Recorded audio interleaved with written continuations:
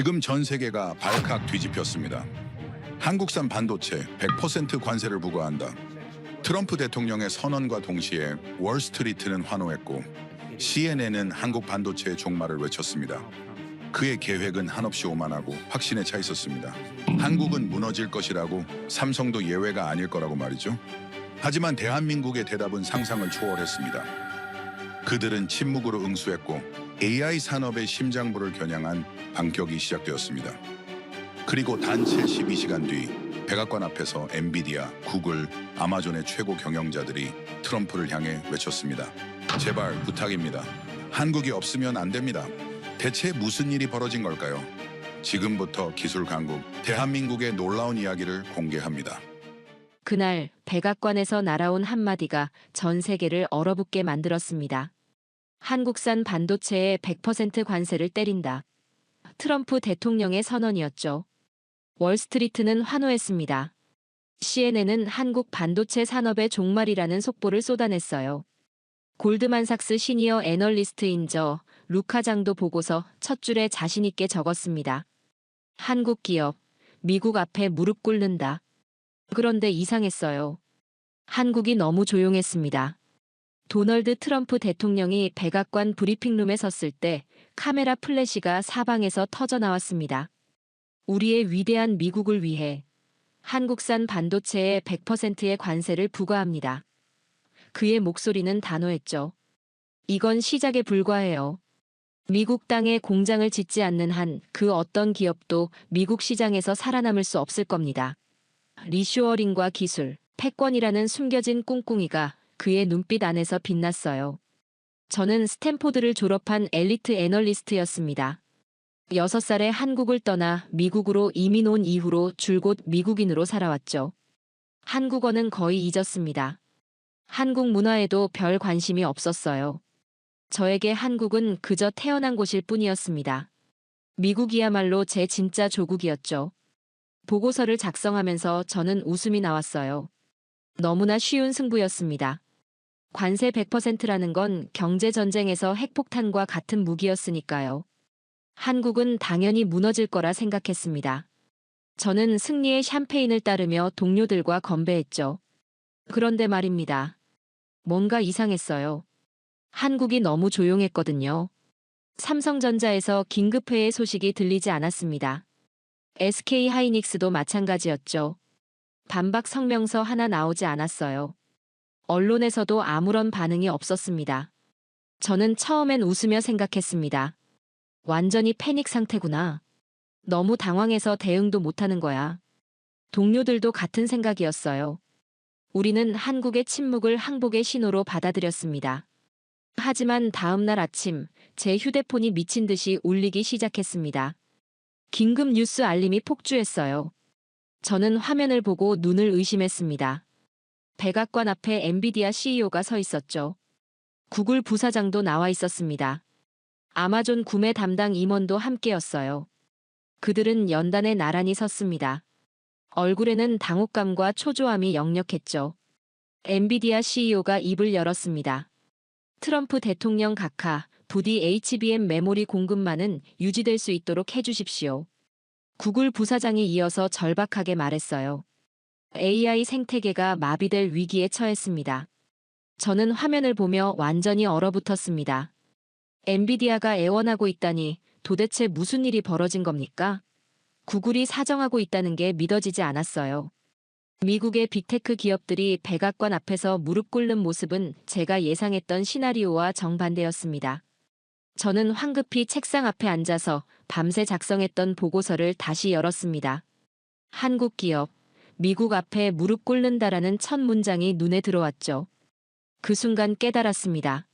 무언가 단단히 잘못되었다는 것을요. 관세는 분명 우리가 휘두른 칼이었습니다. 한국을 향해 내리친 날카로운 공격이었죠. 그런데 어째서 칼날 끝에 선 쪽이 우리인 것 같은 서늘함이 등줄기를 타고 흐르는 겁니까? 저는 떨리는 손으로 마우스를 움켜쥐었습니다. 커서를 첫 문장 위로 올렸어요. 저는 삭제 버튼을 눌렀습니다. 그리고 새로 썼죠. AI의 심장은 GPU가 아니다. 손가락이 계속 떨렸습니다. 그 뒤에 이어질 문장이 머릿속에 맴돌았지만 참았을 수 없었어요. 그렇다면 그 심장을 멈출 칼자루는 대체 누가 쥐고 있는가? 혹시 한국이 아닐까? 삼성이 아닐까? 그날 한국은 침묵했습니다. 긴급회의도 없었죠. 성명서도 없었습니다. 하지만 그 침묵은 패배가 아니었어요. 그것은 섬뜩한 경고였습니다. 조용하지만 강력한 선전포고였죠. 저는 창밖을 바라봤습니다. 맨해튼의 마천루가 빛나고 있었어요. 세계의 중심이라 믿었던 이 도시가 여전히 웅장하게 서 있었습니다. 하지만 그날 이후로 저는 더 이상 확신할 수 없었습니다. 진짜 중심이 어디인지를요. 우리가 건드린 건 한국이 아니었습니다. 우리 자신의 심장이었어요. 혼란스러운 저는 숫자에 매달렸습니다. 숫자는 거짓말하지 않으니까요. 애널리스트로서 20년을 살아온 제게 숫자는 언제나 명확한 답을 줬습니다. 저는 사무실로 돌아와 밤새 데이터를 파헤치기 시작했어요. 글로벌 AI 클라우드 3사의 HBM 수요 데이터를 스크린에 띄우는 순간 저는 숨을 멈췄습니다. 아마존, 마이크로소프트, 구글. 이 세 기업이 전 세계 AI 인프라의 심장부였죠. 그들이 사용하는 HBM 메모리의 공급처를 추적했습니다. 삼성전자와 SK하이닉스 합쳐서 92%. 이건 단순한 점유율이 아니었어요. 독점이었습니다. AI 문명의 산소 공급 밸브를 한국이 완전히 쥐고 있다는 의미였죠. 저는 더 깊이 파고들었습니다. 삼성의 HBM사 로드맵을 분석했어요. SK하이닉스의 수직 통합된 패키징 기술까지 하나하나 뜯어봤습니다. 완벽했습니다. 기술 우위도 압도적이었고 공급망 장악력도 흠잡을 데 없었어요. 저는 경쟁사 분석 자료를 확인했습니다. 마이크론. 아직 양산 단계도 못 갔습니다. 중국 업체들. 기술력이 최소 3년은 뒤처져 있었죠. HBM을 제대로 만들 수 있는 회사는 전 세계에서 오직 두 곳뿐이었습니다. 삼성과 SK하이닉스. 저는 더 확실한 증거가 필요했습니다. 애플의 내부 보고서를 입수했어요. 구글의 기밀 문서도 구했습니다. 그 문서들을 열어보는 순간 붉은색 네 글자가 제 눈을 찔렀습니다. 대체제 없음. 이 네 글자가 모든 걸 말해주고 있었습니다. 애플도 구글도 엔비디아도 한국 없이는 AI 사업을 할 수 없다는 뜻이었죠. 저는 손이 떨렸습니다. 관세 100%가 한국을 죽이는 게 아니라 미국을 자살로 몰아넣고 있었어요. 저는 떨리는 손으로 전화기를 들었습니다. 삼성 담당자에게 직접 확인해야 했어요. 번호를 누르는 손가락이 제대로 움직이지 않았습니다. 신호음이 울렸죠. 한 번, 두 번, 세 번. 상대방이 받았습니다. 여보세요, 삼성전자 해외 영업팀입니다. 저는 최대한 침착하게 말했습니다. 안녕하십니까? 골드만삭스의 루카 장 애널리스트입니다. 백악관의 관세 발표건으로 문의드리고 싶은데요. 상대방은 잠시 침묵했습니다. 그러더니 나지막이 웃었어요. 아, 루카 장 애널리스트시군요. 예상했습니다. 그의 목소리는 여유로웠습니다. 놀랍도록 차분했죠. 저는 심장이 쿵 내려앉았습니다. 예상했다고요?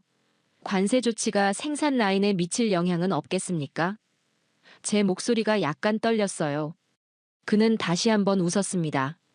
피식하는 짧은 웃음이었죠. 걱정 마십시오. 저희 생산 라인은 내후년까지 24시간 가동 예약이 완료되었습니다. 그는 잠시 멈췄다가 덧붙였어요. 아무런 차질 없습니다. 저는 안도의 한숨을 쉬려던 참이었습니다.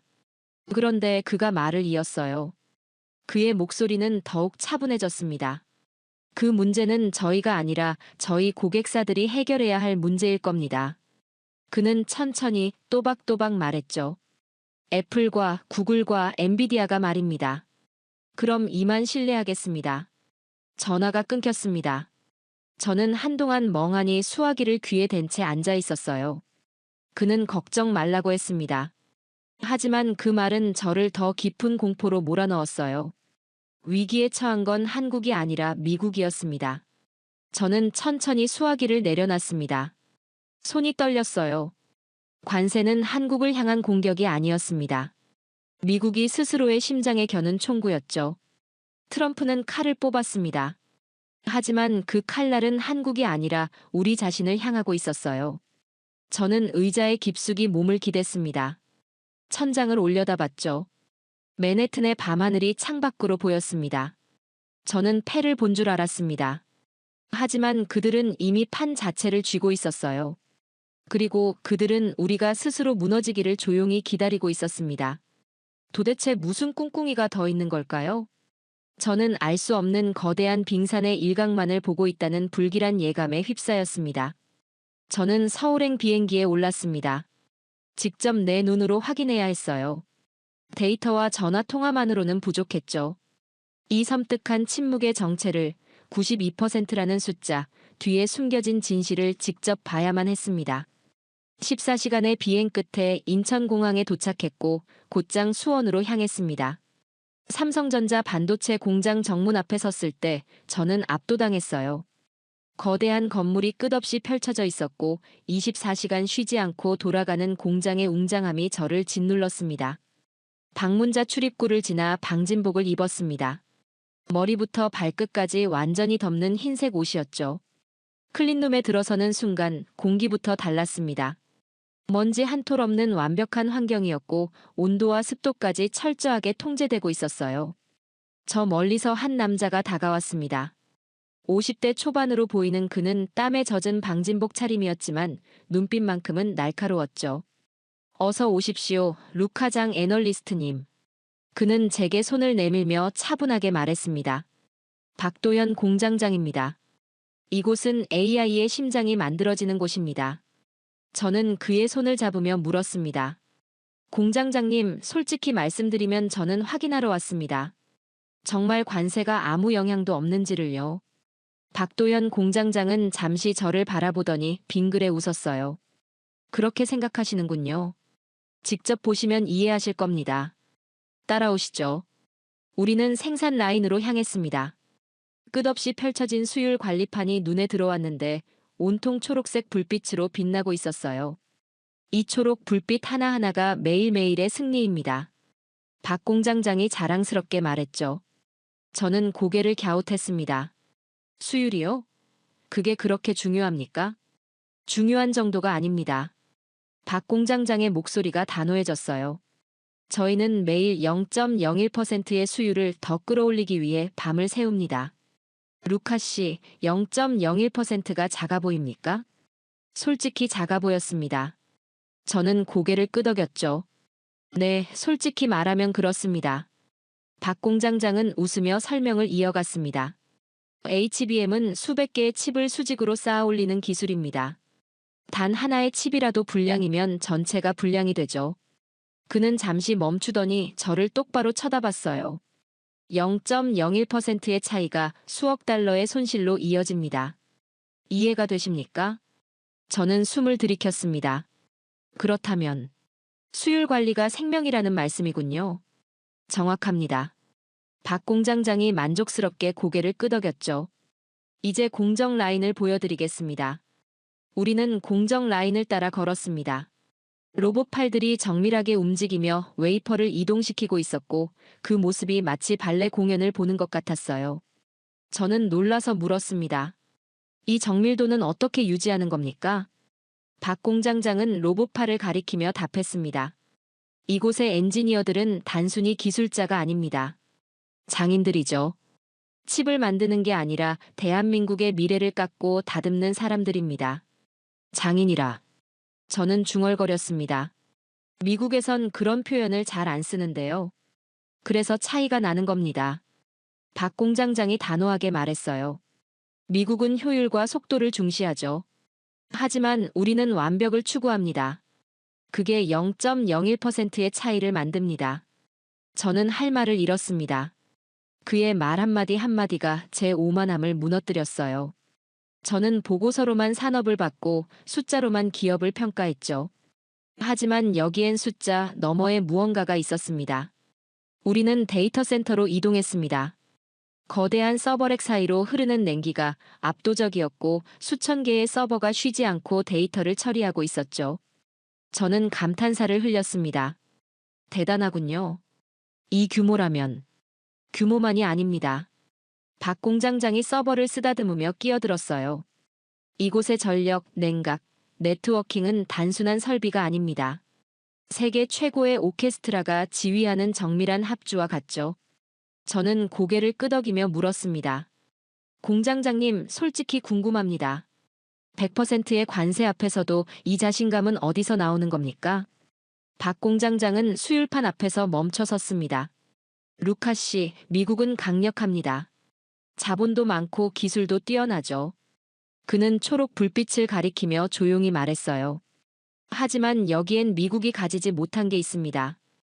끝없는 인내와 0.01%를 향한 집념과 완벽을 향한 장인 정신입니다. 저는 아무 말도 할 수 없었습니다. 목이 메었고 가슴이 뜨거워졌어요. 공장장님, 제 목소리가 떨렸습니다. 저는 미국인으로서 미국의 승리를 확신했습니다. 하지만 지금은 의심하시는군요. 박 공장장이 제 말을 마무리해줬어요. 좋습니다. 의심은 배움의 시작이니까요. 저는 고개를 숙였습니다. 부끄러웠어요. 이 사람들은 관세 따위로 무너질 사람들이 아니었습니다. 그들은 이미 세계 최고였고 앞으로도 그럴 거였죠. 호텔로 돌아와 저는 보고서를 다시 열었습니다. 제목을 고쳐 썼어요. AI의 두뇌는 실리콘밸리에 있을지 몰라도 그 진짜 심장은 바로 이곳, 한국에서 뛴다. 손가락이 떨렸지만 이번엔 공포가 아니었습니다. 경외감이었고 존경이었으며 부끄러움이었습니다. 결국 워싱턴이 본색을 드러냈습니다. 수원 방문 후 일주일이 지났을 때 저는 미 상무부로부터 긴급 소환 통지를 받았어요. 비공개 긴급회의가 소집되었다는 내용이었죠. 골드만삭스의 한국 전문 애널리스트로서 저는 참석해야 했습니다. 워싱턴으로 가는 비행기 안에서 저는 불안했습니다. 미국이 뭔가 큰 수를 준비하고 있다는 걸 직감했거든요. 관세만으로는 부족하다고 판단한 거였죠. 이번엔 직접적인 압박이 올 거라는 예감이 들었습니다. 회의실에 들어서는 순간 저는 분위기에 압도당했습니다. 백악관 고위 관계자들이 앞줄에 앉아 있었고 미 상무장관이 중앙에 자리했죠. 그 옆으로는 엔비디아 CEO, 구글 부사장, 아마존 담당 임원, 애플의 공급망 책임자까지 수십 명이 즐비했습니다. 미국 IT 산업의 거물들이 한자리에 모인 거였어요. 저는 뒷자리에 앉아 회의실을 둘러봤습니다. 미국 측 참석자만 30명이 넘었어요. 반면 한국 측은 달랐습니다. 이재용 회장과 박도현 공장장, 그리고 최소한의 법무팀 인원 서너 명만이 자리했죠. 회의실은 완전히 비대칭적이었습니다. 수적으로도 분위기적으로도 미국이 압도하고 있었어요. 제 앞에 놓인 문서를 펼쳤을 때 저는 숨이 막혔습니다. 표지에는 한미 반도체 협력 협정안이라고 적혀 있었지만 내용을 읽는 순간 배신감이 밀려왔어요. 관세 면제 조건 핵심 HBM 기술 라이센스 공유, 미국 내 생산시설 의무 건설, 핵심 인력 기술 이전 교육 협력 같은 문구들이 빼곡했습니다. 이건 협력이 아니었습니다. 세련되게 포장된 기술 약탈이었죠. 서명하라는 빈칸이 문서 끝에 인쇄되어 있었고 그게 제 양심을 비웃는 것 같았어요. 저는 미국인이었지만 이건 아니라는 생각이 들었습니다. 미 상무장관이 빙긋 웃으며 입을 열었습니다. 이재용 회장님, 먼 길 오시느라 수고 많으셨습니다. 환영합니다. 그의 목소리는 부드러웠지만 그 안에 담긴 의도는 명확했어요. 오늘 이 자리는 상호 이익을 위한 교류의 장입니다. 한국과 미국, 양국 모두에게 이득이 되는 방안을 논의하고자 합니다. 이재용 회장은 고개를 살짝 숙이며 인사했습니다. 초대해 주셔서 감사합니다. 그의 목소리는 차분했지만 표정에선 아무것도 읽을 수 없었어요. 미 상무장관이 본론으로 들어갔습니다. 회장님, 보시다시피 관세 문제로 양국 모두 어려움을 겪고 있습니다. 하지만 우리에겐 해결책이 있습니다. 그는 문서를 가리키며 말했죠. 미국 땅에 공장을 짓고 핵심 기술을 공유하신다면 관세는 물론 막대한 인센티브도 보장합니다. 세금 감면, 토지 무상 제공, 그리고 연간 수십억 달러 규모의 정부 지원금까지요. 저는 이재용 회장을 바라봤습니다. 그는 침묵했어요. 표정 하나 변하지 않았고 고개도 끄덕이지 않았죠. 그냥 가만히 앉아서 미 상무장관을 응시하고 있었습니다. 그 침묵은 무겁고 단단했어요. 구글 부사장도 말을 보탰습니다. 한국의 기술력은 세계 최고입니다. 하지만 그 기술을 미국과 공유한다면 우리는 함께 중국을 견제할 수 있습니다. 이건 단순한 비즈니스가 아니라 전략적 동맹의 문제입니다. 미 상무장관이 다시 미소를 지으며 말했습니다. 회장님, 이건 윈윈입니다. 한국은 미국 시장을 지키고 미국은 기술 자립을 이룹니다. 합리적인 제안 아닙니까? 그는 자신있게 웃었어요. 물론 거절하실 수도 있습니다만 그렇다면 관세는 계속 유지될 것이고 한국 기업들이 타격을 입게 될 겁니다. 이재용 회장은 여전히 침묵했습니다. 그는 천천히 고개를 돌려 박도연 공장장을 바라봤어요. 눈짓 하나였습니다. 말 한마디 없이 주고받은 신호였죠. 박도연 공장장이 천천히 자리에서 일어났습니다. 회의실의 모든 시선이 그에게 쏠렸어요. 백악관 관계자들, 빅테크 CEO들, 그리고 저까지 모두가 그를 주시했습니다. 천둥 같은 침묵이 회의실을 채웠습니다. 미국 측 참석자들은 당황한 표정으로 서로를 쳐다봤어요. 엔비디아 CEO가 속삭이듯 말했습니다. 이건 예상 밖인데.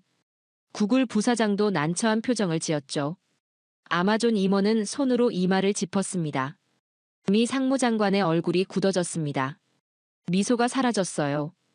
회장님, 이 제안을 거절하시는 겁니까? 그의 목소리에 날이 섰습니다. 관세가 계속 유지되면 한국 기업들이 심각한 타격을 입을 텐데요. 신중하게 생각하셔야 합니다. 이재용 회장이 처음으로 입을 열었습니다. 상무장관님, 제안 감사합니다. 그의 목소리는 차분했지만 단호했어요. 하지만 저희는 타격을 입지 않습니다. 회의실이 술렁였습니다.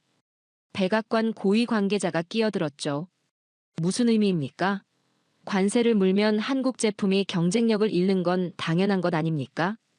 회의실의 긴장감이 극에 달했습니다. 미국과 한국 두 나라의 자존심이 정면으로 충돌하고 있었어요. 저는 숨을 죽이며 다음 순간을 기다렸습니다. 그 순간 박도연 공장장이 자리에서 일어났어요.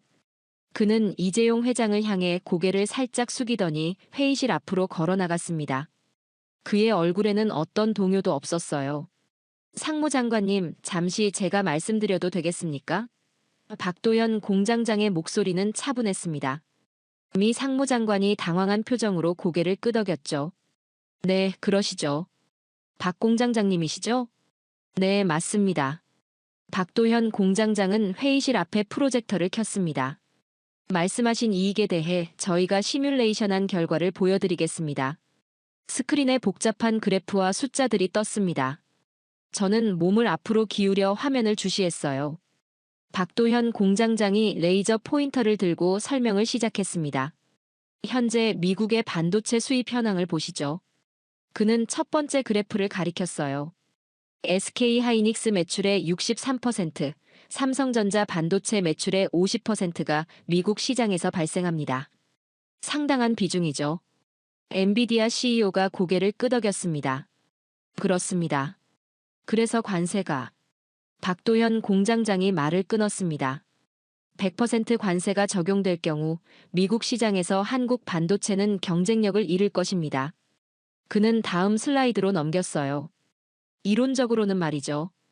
여기까지는 모두가 예상했던 시나리오였습니다. 미국 측 참석자들이 만족스러운 표정을 지었어요. 하지만 박도현 공장장의 다음 슬라이드에서 회의실은 술렁이기 시작했습니다. 그런데 문제가 있습니다. 박도현 공장장의 목소리가 낮아졌어요. 이 경우 미국 아이폰 생산 라인은 즉시 마비됩니다. 애플이 사용하는 HBM 메모리에 대체제가 없기 때문이죠. 애플의 공급망 책임자가 자리에서 몸을 일으켰습니다. 잠깐만요, 그건. 그리고 데이터 센터는 가동 중단될 것입니다. 박도현 공장장이 계속 말했습니다. 아마존, 마이크로소프트, 구글이 운영하는 AI 데이터 센터의 92%가 우리 제품에 의존하고 있으니까요. 구글 부사장의 얼굴이 굳어졌습니다. 아마존 임원은 급히 뭔가를 메모하기 시작했어요. 박도현 공장장이 다음 슬라이드로 넘겼습니다. 화면에 거대한 숫자가 떴죠. 700억 달러. 이로 인해 애플, 구글, 엔비디아 등 미국 IT 기업들은 연간 약 700억 달러의 추가 비용을 부담해야 합니다. 회의실이 완전히 조용해졌습니다. 저는 숨을 죽이고 지켜봤어요. 박도현 공장장은 화면의 숫자를 가리키며 차갑게 말했습니다. 관세는 단순한 세금이 아닙니다. 이건 미국 IT 산업 전체를 마비시키고 전 세계 생산량을 2배로 뛰어넘는 HBM 수요를 충족시키지 못하게 만들 겁니다. 그는 잠시 멈추더니 미 상무장관을 똑바로 쳐다봤어요. 결국 미국은 한국 대신 이 700억 달러를 자신들의 주머니에서 꺼내야 할 겁니다. 엔비디아 CEO가 급히 계산기를 두드리기 시작했습니다. 구글 부사장은 옆 사람과 급히 속삭였어요. 애플 책임자는 고개를 숙인 채 아무 말도 하지 못했습니다. 박도현 공장장이 마지막 질문을 던졌습니다. 미국은 이 돈을 지불할 준비가 되어 있습니까? 그의 목소리는 조용했지만 그 무게는 회의실 전체를 짓눌렀어요. 회의실은 다시 침묵에 휩싸였습니다. 하지만 이번 침묵은 달랐어요. 미국 측이 계산기를 두드리기 시작했고 서로 눈치를 보며 급히 속삭였습니다. 백악관 관계자가 상무장관의 귀에 뭔가 말하는 게 보였어요. 미 상무장관의 얼굴에서 자신감이 사라졌습니다. 박 공장장님, 그건 너무 극단적인 시나리오 아닙니까? 극단적입니까? 박도현 공장장이 반문했습니다. 저희는 가장 현실적인 데이터만 사용했습니다. 상무장관님, 여기 계신 빅테크 CEO들에게 직접 물어보시죠. 제 계산이 틀렸는지 말입니다. 엔비디아 CEO는 대답하지 못했습니다. 구글 부사장도 침묵했어요. 그들의 침묵이 곧 답이었습니다. 박도현 공장장이 승자의 표정으로 이재용 회장을 바라봤고 이재용 회장은 고개를 끄덕였습니다. 그 눈빛 교환 속에는 신뢰와 자부심이 담겨 있었어요. 저는 노트에 급히 기록했습니다. 이것은 기술이 아니라 숫자로 말하는 외교였다. 그리고 그 숫자는 미국을 향한 가장 강력한 카운터펀치였다. 제 손이 떨렸지만 이번엔 흥분 때문이었습니다. 미 상무장관이 입을 열려다 다시 닫았습니다. 그는 더 이상 할 말이 없었어요. 미국의 기술 탈취 요구는 박도현 공장장의 팩트 폭격 앞에 완전히 무력화되었습니다. 회의실의 분위기가 완전히 뒤집혔습니다. 압도하던 쪽은 미국이었지만 이제 주도권은 완전히 한국으로 넘어가 있었어요. 저는 역사적인 순간을 목격하고 있었습니다. 회의는 그렇게 끝났습니다. 굴욕적이었지만 미국은 한 발 물러설 수밖에 없었죠. 다음 날 저는 박도현 공장장을 한 번 더 찾아갔습니다. 그와 제대로 된 대화를 나누고 싶었어요. 어제 회의에서 보여준 그 확신이 도대체 어디서 나오는지 알고 싶었습니다. 저녁 무렵 저는 수원 공장 앞에서 그를 기다렸습니다. 퇴근 시간이 되자 박도현 공장장이 나왔는데 땀에 젖은 작업복 차림으로 홀로 공장 출구를 걸어 나오고 있었어요. 다른 임원들처럼 운전기사가 대기한 차를 타는 게 아니라 그냥 걸어서 주차장으로 향하고 있었습니다. 공장장님, 저는 용기 내어 그를 불렀습니다. 잠시 이야기 나눌 수 있을까요? 박도현 공장장은 저를 보더니 피곤한 얼굴로 미소를 지었습니다. 아, 루카 씨. 오늘도 오셨군요. 그는 조용히 고개를 끄덕이며 공장 옆 작은 벤치를 가리켰어요. 여기 앉으시죠. 우리는 벤치에 나란히 앉았습니다. 멀리 공장 불빛이 반짝이고 있었고 24시간 돌아가는 공장의 웅웅거리는 소리가 들렸어요. 저는 조심스럽게 물었습니다. 공장장님, 어제 회의에서 어떻게 그렇게 단호할 수 있었습니까? 제 목소리가 떨렸어요. 700억 달러라는 숫자 앞에서도 미국의 압박 앞에서도 전혀 흔들리지 않으시더군요. 그 확신은 어디서 나오는 겁니까? 박도현 공장장은 멀리 보이는 공장 불빛을 한참 동안 응시했습니다. 그러더니 천천히 입을 열었어요. 제 아버지는 조선소 용접공이었습니다.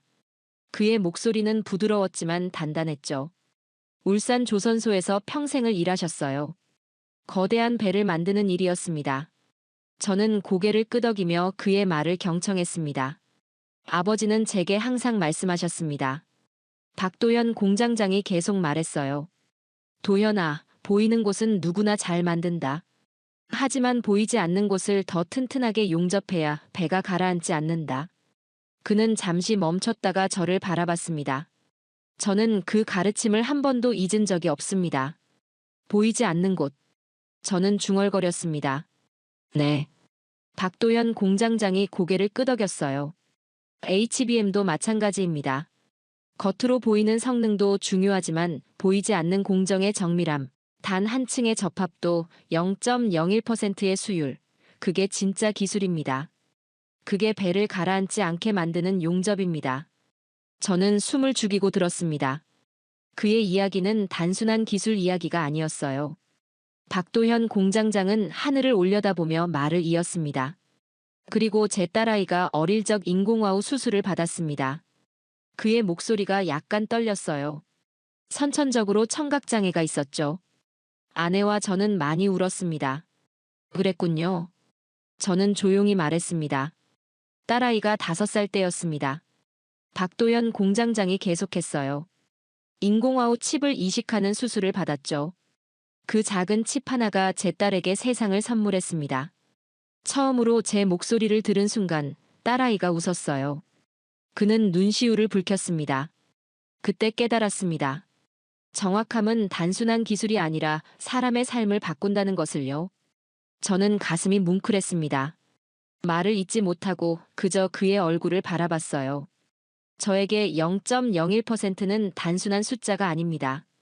박도현 공장장이 저를 똑바로 쳐다봤습니다.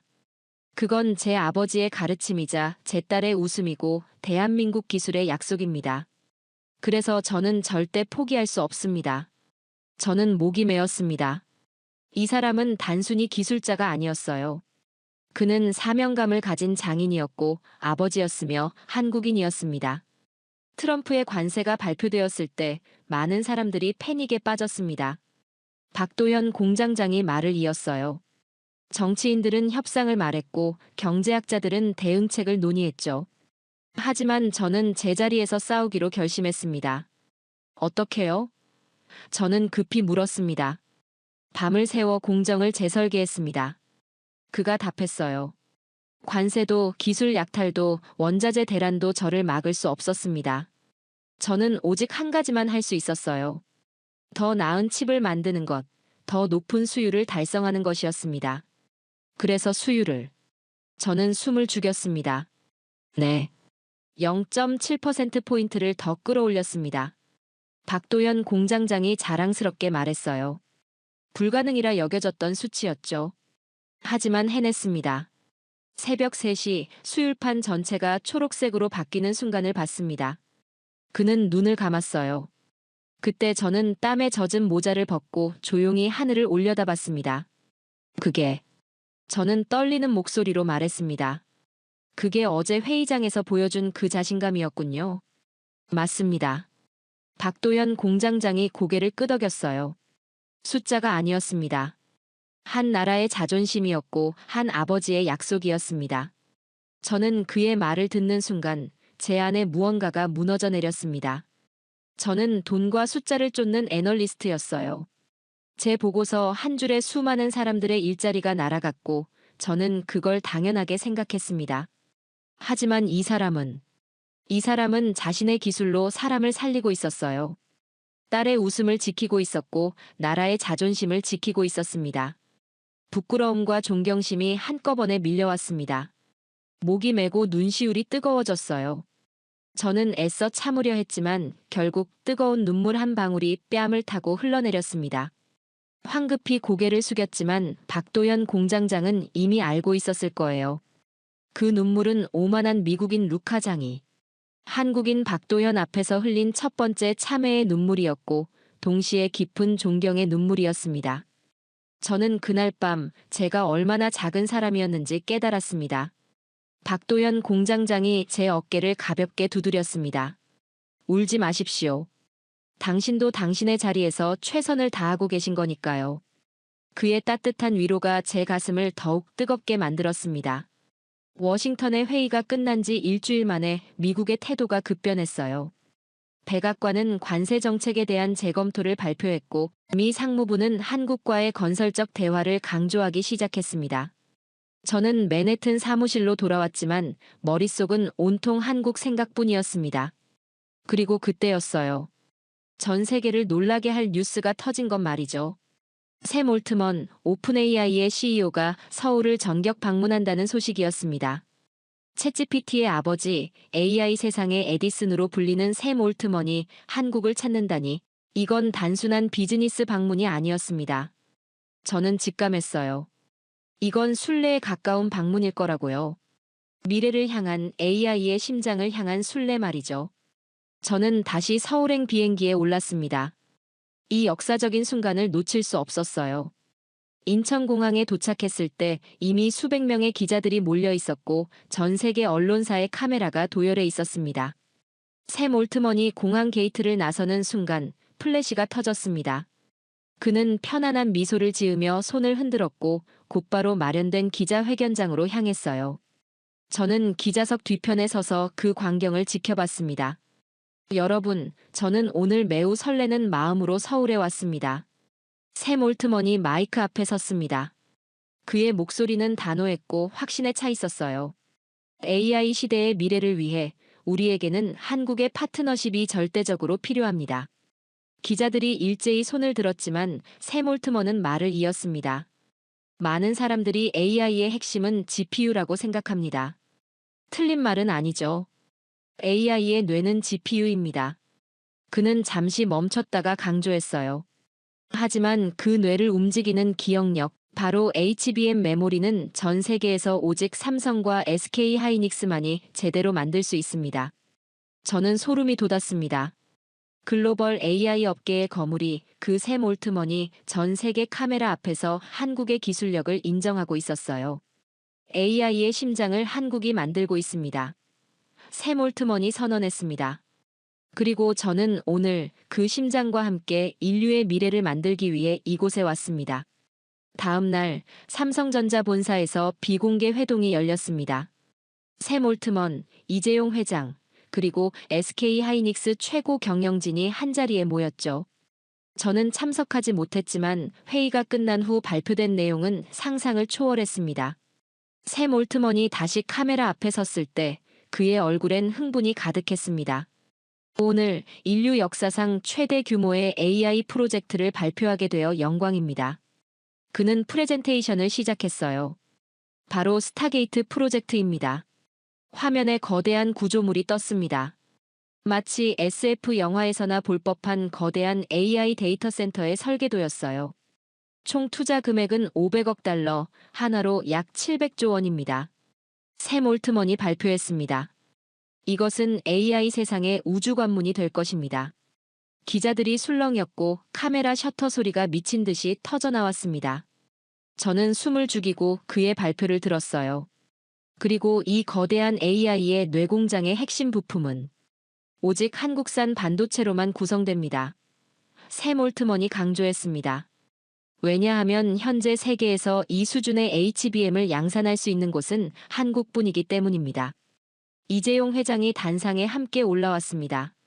그는 차분한 표정으로 마이크를 잡았어요. 삼성전자는 오픈AI와 함께 세계 최초로 해상 AI 데이터 센터를 건설할 것입니다.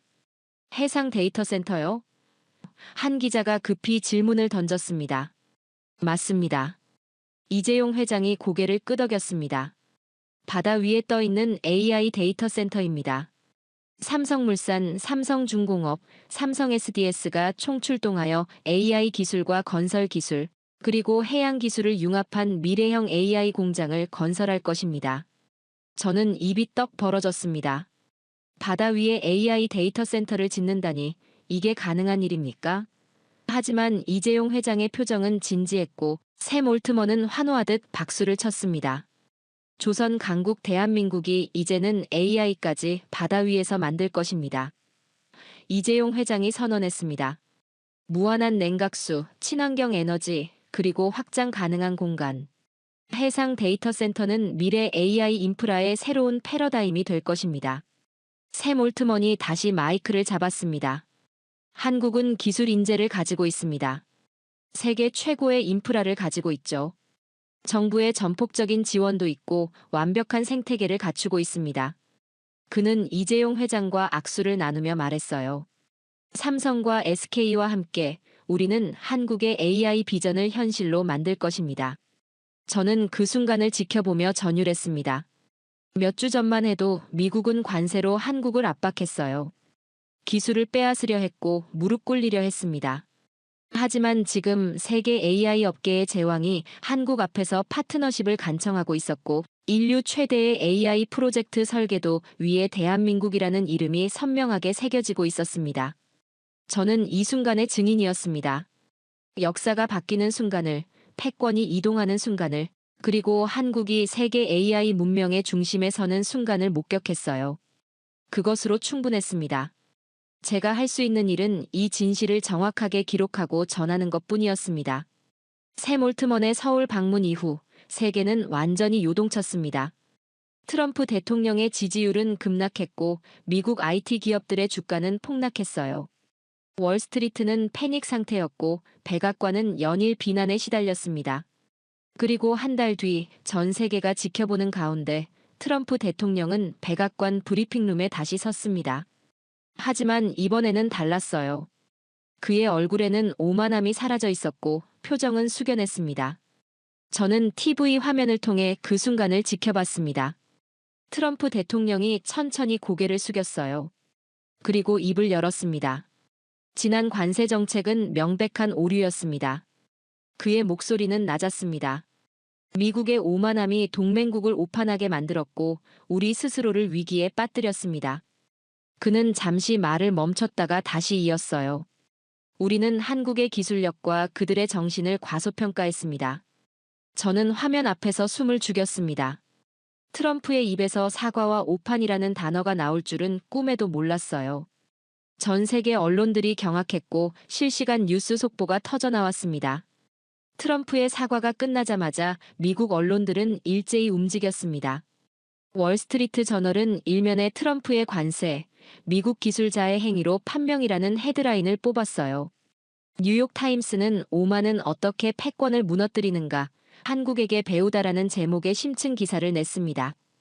CNN은 특집 다큐멘터리를 제작했습니다.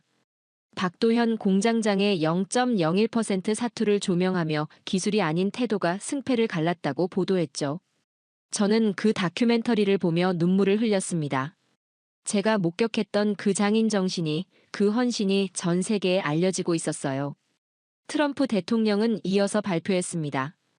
이제 미국은 한국을 단순한 동맹국이 아닌 AI 시대의 핵심 기술 파트너로 인정합니다. 그의 목소리에 힘이 실렸어요. 우리는 한국의 기술 주권을 존중하며 함께 미래를 건설할 것입니다. 그리고 마지막 한 문장이 저를 완전히 압도했습니다. AI의 심장은 더 이상 실리콘밸리에만 머물지 않습니다. 그 박동은 이제 서울, 수원, 이천에서 시작됩니다. 이 발언은 단순한 정책 전환이 아니었습니다. 미국이 한국의 기술 패권을 공식적으로 인정하는 역사적인 순간이었어요.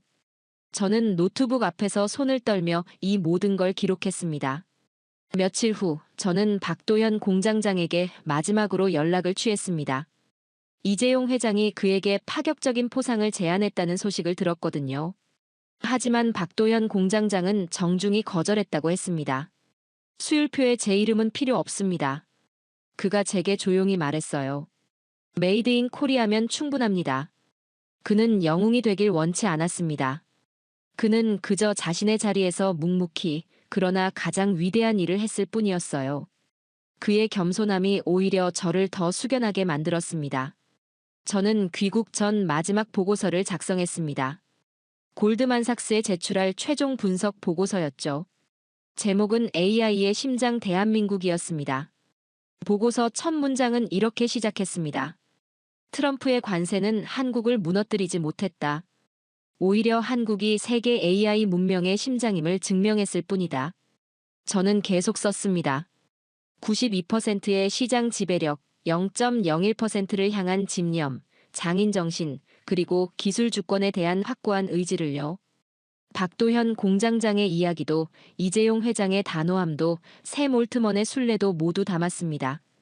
보고서 말미에 저는 이렇게 썼습니다. 나는 한국을 분석하러 왔다. 그리고 존경을 넘어 뜨거운 자부심을 배워 돌아간다. 제 손이 떨렸어요. 저는 더 이상 완전한 미국인이 아니었습니다. 제 안에는 한국인의 피가 흐르고 있었고 그 피는 이제 자랑스러웠습니다. 인천공항을 떠나는 날, 저는 창밖으로 수원과 이천 방향을 바라봤습니다. 저 멀리 반도체 공장들의 불빛이 반짝이고 있었어요. 24시간 쉬지 않고 돌아가는 그곳에서 박도현 공장장과 수많은 엔지니어들이 여전히 0.01%를 향해 싸우고 있었습니다. 트럼프의 관세는 역사 속으로 사라질 것입니다. 하지만 박도현의 수율은 인류의 미래를 열 거예요. 한국은 기술이 아니라 그 기술을 만드는 태도로 세계를 이겼습니다. 미국은 더 이상 패권의 언어로 말하지 않습니다. 이제 그들은 신뢰와 협력의 언어를 배웠어요. AI 시대의 심장, 그 위대한 박동은 오늘도 한국의 이름으로 조용히 그러나 가장 강하게 뛰고 있습니다. 대한민국은 이제 세계의 중심에서 인류의 미래를 이끄는 진정한 리더로 우뚝 섰습니다. 비행기가 이륙했습니다. 창밖으로 서울의 불빛이 점점 멀어졌어요. 하지만 제 가슴속에는 한국이 더 가까워졌습니다. 저는 미국인이면서 동시에 한국인이었습니다. 그리고 그것이 자랑스러웠습니다. 트럼프의 오만한 관세로 시작된 전쟁은 결국 신뢰의 심판으로 끝났습니다. 협력이라는 이름의 기술 약탈 앞에서 한국은 말 대신 수율로 압도적인 기술력으로 답했습니다. 한 사람, 박도현 공장장의 묵묵한 장인 정신이 한 나라의 자존심을 지켜냈고, 한 문장, 샘 올트먼의 우리에겐 한국이 절대적으로 필요하다가 세계 AI 문명의 방향을 서울로 틀었습니다. 저는 이제 압니다. 힘은 소리치지 않으며 진정한 패권은 오직 실력과 신뢰에서 나온다는 것을요. 관세 100%는 한국을 무너뜨리지 못했습니다. 오히려 한국이 세계의 심장임을 증명했을 뿐이었죠. AI 시대의 숨은 심장, 그 위대한 박동은 오늘도 한국의 이름으로 조용히 그리고 가장 강하게 뛰고 있습니다. 대한민국은 위기를 기회로 만들고 세계의 역사를 새롭게 써내려갔습니다. 오늘 이야기가 여러분의 가슴을 뛰게 만들었다면 좋아요 버튼으로 응원해 주십시오. 그리고 구독 버튼을 눌러주시면 대한민국의 자랑스러운 이야기들을 계속해서 전해드리겠습니다. 여러분 이번 이야기도 끝까지 시청해 주셔서 감사합니다. 감동방송TV였습니다.